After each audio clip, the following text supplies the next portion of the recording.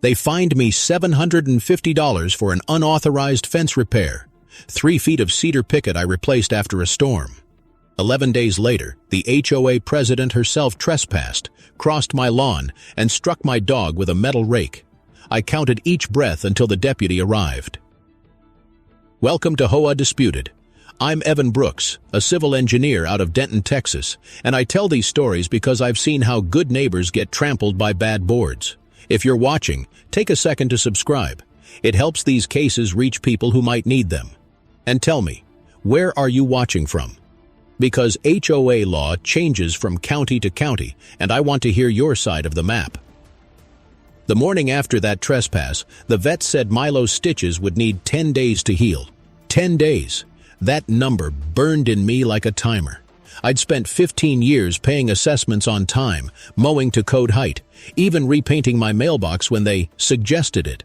But when the new board took over last fall, the tone shifted. It wasn't about standards anymore. It was about control. Karen Doyle, the president, had that clipped managerial smile that never reached her eyes. She stood on the sidewalk with a clipboard and a Bluetooth headset like she was directing air traffic. "You can't just fix things without board approval," she said, pointing to my repaired fence. "It violates Section 7.4, Materials and Uniformity." I told her a fallen panel with exposed nails was a hazard. She smirked. "Then file a request, wait for approval, or pay the fine." That was 2 weeks before she hurt my dog. I reported the incident, naturally. Animal control, county sheriff, even the HOA hotline. Every office told me it was a civil matter. The board met that Thursday and voted to deny responsibility. Minutes later, I got a new notice. Unauthorized landscaping, $100 per day until corrected. That's when something in me clicked from homeowner to engineer. I stopped reacting and started documenting. I measured every board, every setback, every timestamp. I set up a camera pointed at the common path and installed a decibel meter near the fence line. When they harassed, I logged. When they posted on the community forum, I archived. Still, behind the anger, there was a quieter wound. My wife and I had moved here for the schools. She passed 3 years ago, pancreatic cancer, and this was the home we built together. Every board, every rose bush she'd touched. The fence she'd picked out was what Karen called non-compliant. It wasn't just wood. It was the edge of my last promise to her. Keep the place safe. Keep it ours. I told my neighbor Jerry about it over coffee in his garage. Jerry was a retired city surveyor with hands like sandpaper and a wheezy laugh that came in bursts. "They think they own the dirt under your boots," he said. "But every HOA parcel sits on easements, and easements have hierarchies. Start there." That's how the dig began. I spent my evenings pulling plats and CCRs from the county recorder's site. Buried in Exhibit C was a map showing utility and drainage easements overlapping the HOA's supposed exclusive use common area. The fence they'd fined me for? It was inside the county's easement, not theirs. Knowledge nugget number 1. In most U.S. jurisdictions, an HOA cannot restrict repairs or improvements inside a recorded public easement, even if it runs through your lot, because their covenants don't supersede municipal rights-of-way. I printed the map on 11 by 17 paper, highlighted the easement in yellow, and pinned it above my desk. Jerry looked at it and whistled. "That's your bulletproof vest." The next morning, I sent a certified letter to the board requesting a meeting to discuss the easement conflict. 3 days passed. Silence. Then another violation arrived. D. Unapproved camera installation. They'd noticed the lens pointed at the path. I laughed bitterly and wrote back citing Texas Penal Code bar 30.05, criminal trespass. The irony was thick. They violated it. I followed it. Still, each envelope that arrived made me angrier, not stronger. Milo limped past the mail slot, his bandages replaced every 2 days. On the 10th day, I looked out at him lying under the fence and thought, they think this is over. But I hadn't even started yet. That weekend, Jerry drove me to the county records office, an old brick building that smelled like paper dust and burnt coffee. He carried his thermos and a folded city map that had been taped and retaped over the years. We started pulling binders from the 1990s development phase. That's where we found it. Instrument number 1997, Y18342. Dedication of drainage, easement, and utility corridor. The HOA's signature line was blank. It was never theirs to enforce. Jerry tapped the page. See that? Dedication accepted by the county engineer, not the HOA developer. They never recorded a transfer. They're bluffing. I scanned every page, stamped certified true copy on the last, and walked out feeling the way you do when you know a fight just tipped in your favor, but no one else realizes it yet. Monday morning, I hand-delivered a copy to their management company. The receptionist's fake smile slipped when she read, "Certified." By 3:00 p.m., my phone lit up. Special board session, 7:00 p.m., community hall. I knew they'd come swinging. The hall smelled of floor wax and anger. Karen sat at the center table in her mustard blazer, gavel ready. She didn't even open with pleasantries. "Mr. Brooks," she said, voice clipped, "you've distributed confidential HOA documents without authorization. That's a violation of Section 3.9, dissemination of internal materials." I slid a manila folder across the table. Inside were the county-certified copies. "Not internal," I said. "Public retent. Cord, signed by the county, never by you." She blinked twice. "Our counsel will review that." "Do that," I said, standing. "I'll wait for their letter." Outside, Jerry clapped my shoulder. "They just realized you're not bluffing." That night, I typed a memo, dates, quotes, document numbers, and filed everything into a binder labeled Timeline A. My civil engineer brain was firing again. Evidence first, patience second. 2 days later came the retaliation. First, a nuisance noise citation for hammering at 6:45 p.m. I'd been changing a light fixture. Then a trash can visibility violation with a timestamp from 7:03 a.m. before pickup even happened. On Friday, I found a neon tag on my mailbox. HOA compliance check. Scheduled Monday 9 a.m. They were circling. That Sunday evening, I set my phone to record as I stood on my porch. Texas is a one-party consent state, and I made sure to note the date aloud for the record. Karen arrived Monday with a clipboard, 2 other board members, and a smartphone held high. "We're documenting your violations," she said. "You can't record us." "Actually," I replied, "under Texas Penal Code 16.02, one-party consent applies to conversations I'm part of." She frowned, but kept the phone up. She walked the perimeter, snapping photos of every weed, every bit of chipped paint on my trim. "You're making this hard on yourself, Evan," she muttered. I looked at Milo lying near the porch, scar fading under new fur. "No," I said. "You already did that."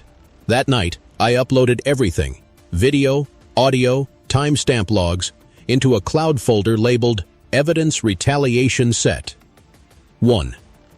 In between scanning files, I paused to check comments on my last HOA video. "Evan," one said, "these boards act like mini-governments. Ever think of running for one?" I smiled at that. Maybe someday, but not yet. If you've ever faced an HOA like this, let me know in the comments how you fought back, or what tactic worked. If you haven't, there are plenty of HOA officers lurking here. Leave your message for them below. They do read these threads. By Friday, a certified letter arrived. Notice of lien intent. Balance $1,350 due within 10 days. They were trying to lien my house over non-compliance fines. My hands shook opening it, not from fear, but from the memory of my wife saying, "This house will outlast us." I looked at the stamped envelope, then the easement map pinned on my wall, and realized something new. If I could trace title backwards, maybe I could find a crack even deeper. Ownership. If they didn't own the land under the path, maybe they didn't own the access rights that justified their patrols or fines. So I pulled parcel data again, traced it through 2 defunct developers, and found a sliver of land, a 6-foot strip between the lots and the retention pond, still titled to High Creek Holdings LLC, dissolved in 2008. If no one had claimed it, those rights reverted to the county, not the HOA. I sat back, the hum of my old desktop filling the silence. Jerry whistled low. "If that's true, Evan, that's your silver bullet." I didn't say it aloud, but I knew it then. The countdown to their collapse had begun. By Monday, I was back at the records office, the same hum of fluorescent lights and the same clerk with reading glasses hanging off a chain. She squinted at my parcel request. "High Creek Holdings? "Haven't heard that name in years," she said, rifling through a metal drawer that groaned like it hadn't been opened since Y2K. Then she handed me a yellowing manila folder and said, "You didn't get this from me." Inside was a recorded deed, Book 392, page 147, showing High Creek Holdings LLC had never conveyed the parcel to the HOA. The company dissolved, and under state statute, unclaimed parcels within 10 years reverted to county jurisdiction for maintenance, which meant that the HOA's walking path, fence, and signage stood on land they didn't own. That's when I knew what I was holding. Levies. Erage. I drove straight to the assessor's office, paid $8.25 for a certified copy, and stopped at Jerry's. He was sanding a piece of oak in his garage, country radio humming. I slid the document across his workbench. He read it once, twice, and grinned. "They've been taxing you for land they don't own. That's fraud by misrepresentation, buddy. Pure and simple." Knowledge nugget number 1, continued. HOAs cannot legally collect assessments or enforce regulations on property they do not hold fee title or delegated control over. Doing so can trigger restitution orders or board liability under Civil Code, PAR 209.004 and PAR 209.006. That night, I cross-checked every annual report, every tax ID, every management transition. The HOA had referenced the parcel in budget since 2009. Maintenance fees, lighting, liability insurance, all under Common Path Reserve. Yet the county ledger showed no recorded interest. I printed it all, tabbed and indexed, Exhibit 1A through 3D. By the time I finished, the clock read 2:14 a.m. Milo lifted his head from under the desk, gave that soft groan dogs make when they know you're not coming to bed, and laid his chin back down. I reached down, scratched behind his ear, and whispered, "Almost there, boy." The next morning, Jerry and I met at the diner off Elm Street. He ordered black coffee, I got eggs and grits, and we sat with a legal pad between us. "You could go public now," he said, "but if you wait, they'll dig their own hole deeper." He was right. Timing mattered. Let them pile up violations, lean on their fake authority, until the record was undeniable. A week later, the HOA scheduled annual community compliance review. Translation: a parade of citations. Karen stood at the podium, voice slick with self-righteous calm. "We're here to ensure standards. Some homeowners have made unauthorized modifications impacting the community's visual harmony." Visual harmony. I nearly laughed. Then she turned her eyes to me. "Mr. Brooks, would you care to address your multiple violations before we proceed to legal remedy?" I stood, slow and deliberate, holding my binder. "Sure," I said. "But before we talk about harmony, maybe we should confirm who owns the ground you're standing on." A ripple of whispers went through the room. She blinked, confused. "Excuse me?" I smiled. "You might want to ask the county tax assessor." That landed like a nail gun to concrete. She moved to gavel me down, but another homeowner, Lydia, a retired teacher, spoke up. "Karen, if what he's saying is true, we've been paying fees illegally." Karen's nostrils flared. "We'll consult counsel." The meeting adjourned fast after that, but the tremor had started. Outside, Jerry slapped my shoulder. "Now you let 'em stew." That night, I sat on the porch, humid air thick with crickets, and thought about my wife again. She would have told me to breathe, to fight clean. I was doing that. Still, I couldn't shake the dread that they'd strike back harder. And they did. By Friday, I got a final demand letter threatening foreclosure within 30 days if I didn't cure outstanding assessments. It was dated 2 days before the meeting, meaning they'd prepared it in advance, like a weapon waiting to be drawn. I posted the letter online, redacted my address, and the comments blew up. Homeowners from across Texas wrote in, sharing identical stories: fines inflated to lien threats, retaliation for questioning budgets, harassment framed as enforcement.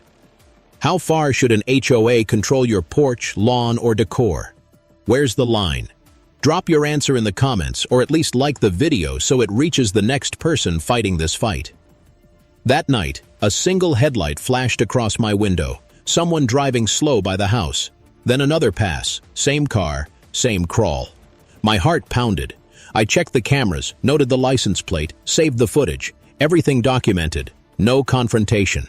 Still, that fear crept in. It wasn't just a fence now. It was about safety. Mine and Milo's. When I looked down at him sleeping, I promised, "We finish this by the book." 2 nights later, the retaliation turned official. I came home from work to find an Orange County tag nailed to my door. Inspection request. Noise and nuisance. Initiated by HOA.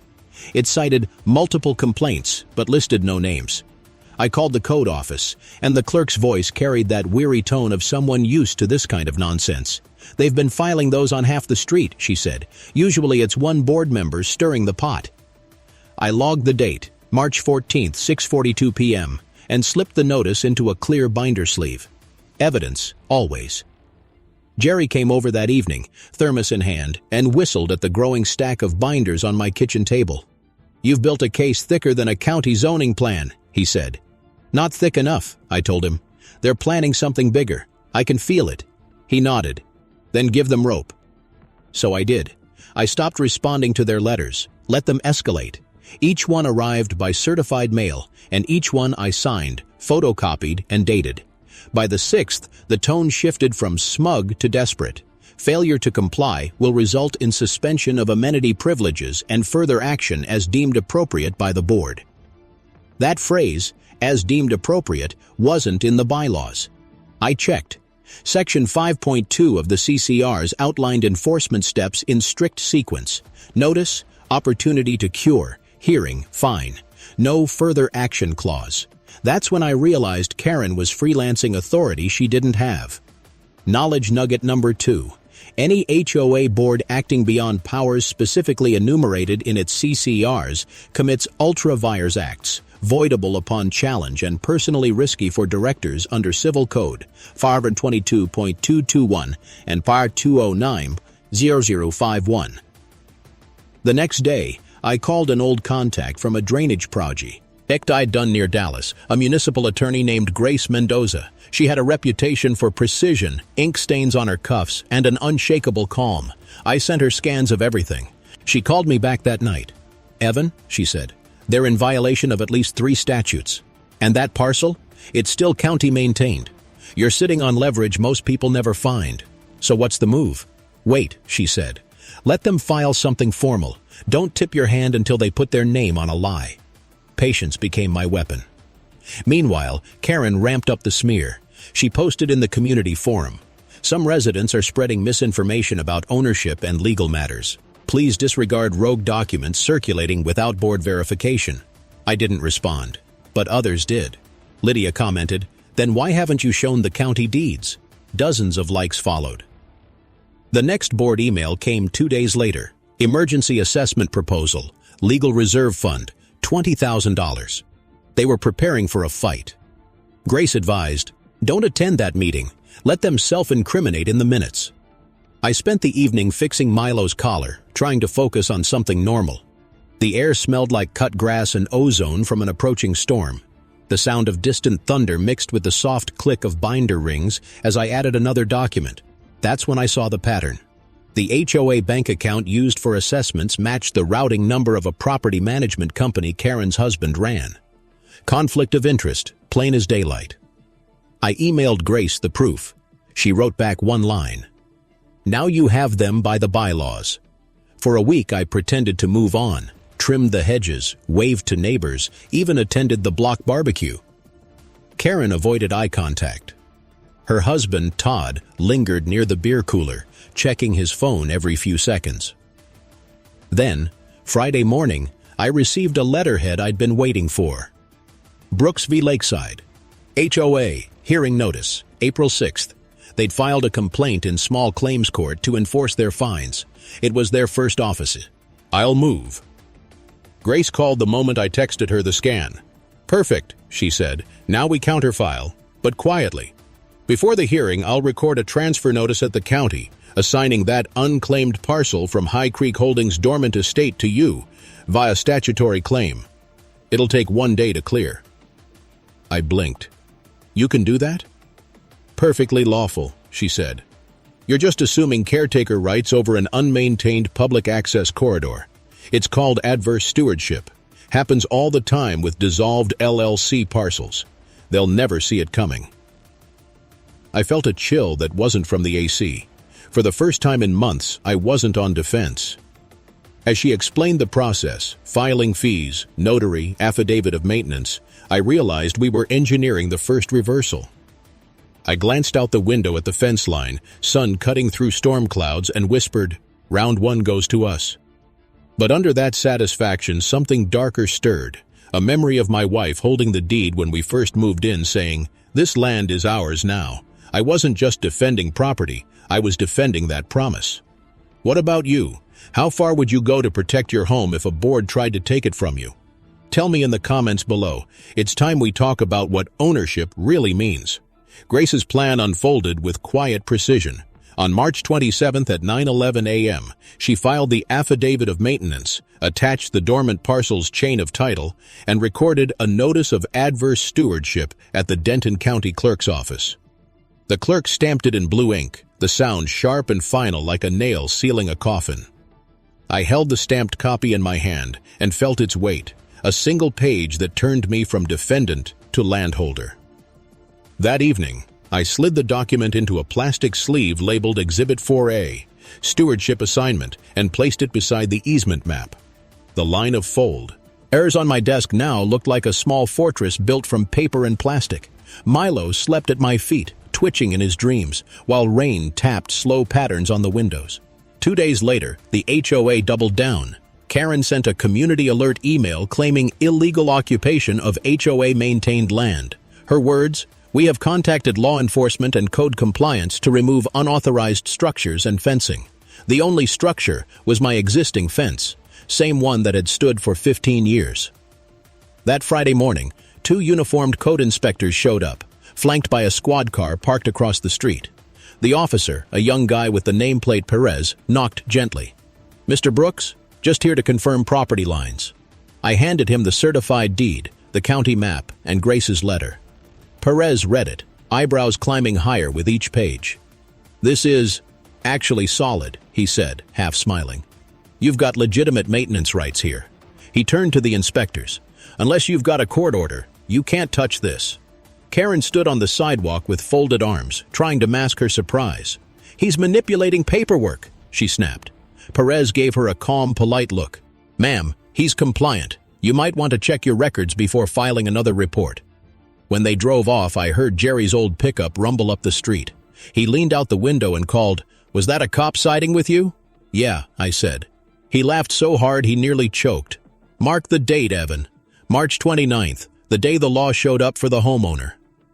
Knowledge nugget number 3. Neutral authorities, such as police or inspectors, often defer to the most recent recorded title or maintenance right. In disputes, possession backed by a recorded instrument outweighs claims without deed evidence. But victory invited fury. Within days, the HOA's retaliation became personal. Someone dumped a bag of lawn clippings across my driveway. My mailbox flag vanished twice. And one evening, I found a handwritten note under my wiper blade. "Sell now before it gets ugly." Grace told me to file a harassment report, so I did. It felt surreal, standing under the sterile lights of the police station, listing every petty act. The sergeant nodded through it all and finally said, "Keep documenting. People get brave behind clipboards but quiet in front of law." That weekend, I caught myself staring at the living room photo of my wife, her smile caught mid-laughter. I whispered, "You'd tell me to stay patient." But patience felt thin. The next Monday, I woke to another certified envelope. Emergency board meeting notice. Petition for legal action. The meeting was set for April 5th, one day before our court hearing. It reeked of desperation. Grace's voice over the phone was steady. "Perfect timing," she said. "Let them call the meeting. You'll go, and you'll record everything. Quietly. Texas one party, remember?" So I charged my recorder, ironed a clean shirt, and rehearsed restraint. The plan was simple. Attend, observe, let them commit their final procedural error before the public. The meeting began in a half-lit hall smelling of dust and burnt coffee. Karen's gavel cracked like a whip. "We're here to authorize immediate legal proceedings against homeowner Evan Brooks for encroachment and harassment of board members." I let her talk, let her dig. She referenced parcel control, fines, authority, all hinging on the parcel I now legally held. When she called for a vote, I raised my hand. "Point of order," I said calmly. "Before you vote, you're required by Section 3.10 to verify ownership of any parcel in dispute. You'll find that record at the county, recorded last week, under my name." The silence hit like thunder. Karen's face drained of color. "That's fraudulent," she stammered. Grace's timing was perfect. She walked in then, briefcase in hand, introduced herself as counsel, and handed each board member a packet stamped, "Filed March 27, 2025, Denton County Clerk." For a second, the only sound was the faint buzz of the overhead lights. Karen slammed her gavel. "Meeting adjourned." But no one moved. Outside, the air smelled of ozone again, the same pre-storm scent from that first night. Jerry met me at the curb, grinning like a man watching dominoes line themselves up. "You ready for court?" he asked. "Ready," I said, "and they have no idea what's coming." Still, as I drove home, headlights slicing through mist, I couldn't shake the weight of it. I wasn't chasing revenge anymore. I was chasing truth. Tell me this. When an HOA goes beyond rules and starts ruling lives, where should accountability land? With the board, or with the system that lets them operate unchecked? Drop your answer below. The morning of April 6th came clear and bright, the kind of Texas day that makes you think maybe winter never really existed. Court was set for 10 a.m. at the Denton County Civic Annex. Small claims, but the room had the solemn hush of something larger. Grace met me outside on the granite steps, legal pad in one hand, thermos of black coffee in the other. "You ready to stay quiet while they self-destruct?" she asked. "I've been quiet for months," I said. "Feels natural by now." Inside, the clerk called our case first. The HOA attorney, a sharp-suited man named Caldwell, stood beside Karen. She looked composed, but her eyes darted to every corner of the room. When it was her turn to speak, she launched into a speech about order and community, how my unauthorized actions threatened the uniformity that kept property values stable. Caldwell added, "Your Honor, this homeowner erected barriers on HOA-controlled property and refused compliance notices. We seek injunction and fees totaling $4,275. Grace didn't even rise yet. She waited. Judge Hendricks, a gray-haired woman with a habit of tapping her pen against her notepad, finally said, "Mr. Brooks, response?" Grace stood, smooth as a hinge. "Your Honor, before responding, may I introduce one certified exhibit?" "Tausha." The judge nodded. Grace handed over the stamped deed and easement plat. Recorded March 27, 2025. This document conveys maintenance and caretaker rights of the disputed parcel to Mr. Brooks. The HOA lacks standing because the parcel has never been conveyed to them by any lawful instrument. They cannot regulate what they don't own. Karen leaned forward. "That's fabricated." Grace turned to her calmly. "Ma'am, I verified the recording myself. Denton County Clerk. Call and confirm. File number 492773. The judge's pen stopped tapping. "Ms. Doyle, do you have a recorded deed showing HOA ownership?" Silence. Caldwell shuffled papers, his face blanching. "We are in the process of confirming that record."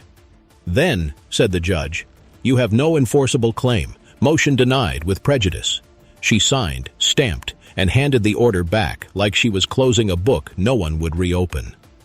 Karen's mouth opened, but no words came out. Grace leaned over to me and whispered, "That's reversal number 1, counselor." Outside, sunlight glared off the windshield of Karen's SUV as she stormed away. I stood there, half numb, half grinning. Jerry texted me one word: boom. That afternoon, I recorded a short video update from my porch. The title card read, HOA President Lost in Court, The Hidden Parcel. They forgot. Within an hour, comments poured in. People sharing their own wins, their losses, their half-built fences, and unpaid fines. But that victory came with backlash. The next week, Karen filed an appeal with the HOA insurer, claiming misrepresentation by the board's management company. She didn't realize that by doing so, she opened their financials to audit. Grace grinned when she told me, "They just invited regulators into their books. You can sit back now." So I tried. For 2 weeks, I walked Milo down the reclaimed path that was now legally mine to maintain. The grass smells. Led sweeter knowing it was earned, but peace never lasts long when power feels threatened. On April 20th, a manila envelope arrived. Notice of special election. Recall vote. The board wanted to remove Karen, and fast. I hadn't pushed for it, but people were fed up. Lydia dropped by that evening holding a petition. "We've got 42 signatures out of 60, she said, eyes bright. "She's done."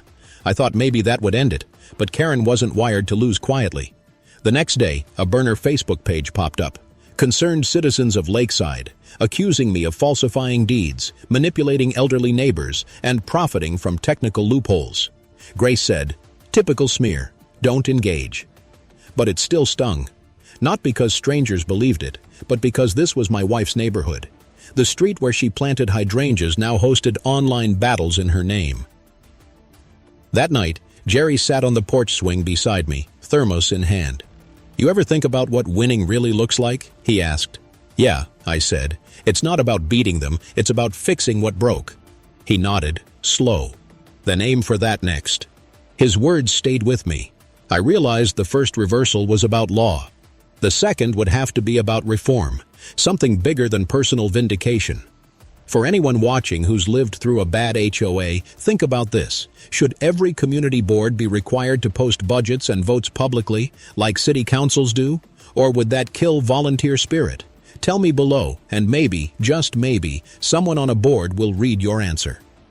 By the end of April, the recall succeeded. Karen removed, new interim president elected, a mild-mannered accountant named Foster. But damage had been done. Insurance flags, budget freezes, pending audits. Grace called it domino collapse. "Now," she said, "it's time for your second move. Reform deal. They need stability. You need justice. Offer them both." I looked out across the lawn, golden, in the fading sun, and thought, maybe this story could still end the way my wife would have wanted. Not in revenge, but repair. Grace drafted the proposal that night. It wasn't a threat. It was a blueprint. We called it the Lakeside Charter Amendment. 10 pages, tight and clean. Term limits for officers. Mandatory public posting of meeting minutes within 72 hours. Independent annual audits. And an open records clause for every expenditure over $500. I added one last line in her office before she printed it. "Failure to comply triggers automatic member vote for dissolution." She looked up and said, "That'll make them blink." The next Thursday, the new board called a public meeting in the same echoing hall where Karen had once ruled the mic. The air smelled of floor wax and nervous coffee. I took a seat in the third row beside Jerry and Lydia, the two people who'd steadied me through every storm. The murmur in the room sounded different this time, hopeful, not fearful. President Foster cleared his throat. "We're here to review a proposal submitted by Mr. Evan Brooks concerning governance reform." I stood. My palms were dry, my voice steady. For months, this community has lived under rules written for control, not care. What happened to my dog, to my property, to this neighborhood shouldn't happen again. This document isn't vengeance. It's protection for everyone here. A few people clapped softly. Others just watched. Karen was there too, in the back row, arms crossed, her expression unreadable. The sight of her didn't make me angry anymore. It just reminded me how easily power forgets its purpose. Foster gestured. "We'll hear public comment before any vote." Lydia stood first. "I've lived here 23 years, she said. "I've seen good boards and bad ones. This one, this proposal, finally puts sunlight where it belongs." Then Jerry, hat in hand. "I shored those lots back when this place was just prairie. The law's supposed to serve people, not fence them in. What Evan found is what we all forgot. Common sense." When they finished, I handed Foster the printed amendment. He read the first paragraph aloud. Every word echoed like a verdict. Just then, the back door opened, and Officer Perez stepped inside, uniform crisp, clipboard in hand. The room fell silent. He nodded to me, then addressed the board. "I'm here as neutral observer per county request. The property dispute between the HOA and Mr. Brooks is resolved, title verified. Proceedings tonight are strictly internal governance." It wasn't planned, but it couldn't have been better timed. Neutral authority, clear validation, visible to everyone. Grace would later call it the final nail with a smile. The vote came after 31 minutes of discussion. 7 board members raised their hands for adoption, none opposed. That moment felt less like triumph and more like release, the pressure valve finally twisting open. Knowledge nugget number 4. Under most state statutes, HOA amendments ratified by a majority of sitting directors in an open session become binding immediately, superseding any conflicting bylaw language unless rescinded by a 2/3 member vote. Karen stood abruptly, her chair scraping. "You think this fixes anything?" she hissed. "You humiliated me." I looked at her, calm as I could manage. "No, Karen, you did that yourself. I just documented it." Perez cleared his throat gently. "Ma'am, if I may, maybe let the community move forward now." She grabbed her purse and walked out without another word. As the door closed behind her, a soft cheer rose, tentative at first, then stronger. Lydia hugged me. Jerry patted my back so hard my ribs ached. Outside, the night was warm, with crickets screaming their approval from the drainage ditch. I could smell the damp earth, the faint trace of gasoline from someone's mower, and that clean edge of new freedom you can't quite describe. For a second, I imagined my wife sitting on the tailgate beside me, her hand resting on Milo's head, smiling that quiet smile that meant home. Still, the practical side of me kicked in. "Grace," I said when she called later, "we've got victory. But what happens next?" She chuckled softly. "Next? The dominoes keep falling. The insurer will cancel coverage, the management company will bow out, and the county ethics office will note the reforms. Then you start the rebuild." If you've followed this far and believe HOA should be held to the same sunlight as any public body, tell me in the comments, or at least like the video so more neighbors find it before they're fined for nonsense. Because tonight wasn't just my win, it was every homeowner's quiet wish whispered under a porch light. The next morning, the first domino fell exactly as Grace predicted. At 8:17 a.m., an email hit every resident's inbox. Lakeside HOA insurance policy. Suspended pending audit.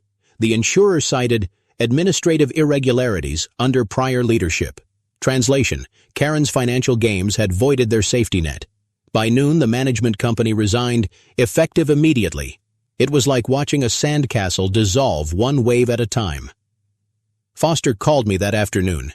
"Evan, I don't think we can run this place without guidance. You started this. Help us finish it." "I'm not interested in power," I said. He laughed. "Then you're the only one qualified to lead." That night, the neighborhood felt different. Porch lights glowed like small beacons.